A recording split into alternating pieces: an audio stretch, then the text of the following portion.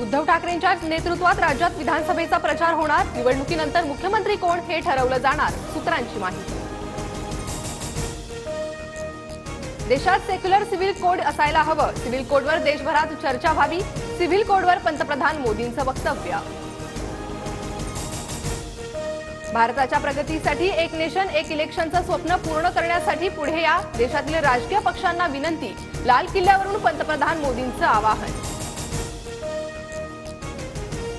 मोदी अल्पमतातले पंतप्रधान, त्यांनी बहुमत गमावलंय, त्यांनी अशा मुद्द्यांवर बोलायला नको। वन नेशन वन इलेक्शनच्या मुद्द्यावरून राऊतांची मोदींवर टीका।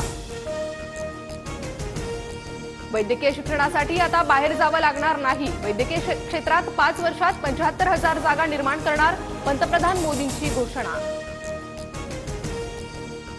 स्वातंत्र्यदिनी राज्यात 2 आत्मदहनाचे प्रयत्न, छत्रपती संभाजीनगरमध्ये माथाडी कामगार, कोल्हापुरात तरुणाने तर धाराशिवमध्ये कंत्राटी कर्मचारी आक्रमक। लातूरमध्ये ध्वजारोहणासाठी गेलेल्या जयंत पाटलांचा मराठा आंदोलकांकडून निषेध, निवेदन न घेतल्यानं आंदोलक आक्रमक, ओबीसीतूनच आरक्षण देण्याची भूमिका घेण्याची मागणी। रोहित पवार लहान, त्यांनी राज ठाकरेंवर पुन्हा बोलू नये, अन्यथा पवारांसाठी राजकीयदृष्ट्या हानिकारक ठरेल असं उत्तर दिलं जाईल, दुंबळेंचा इशारा।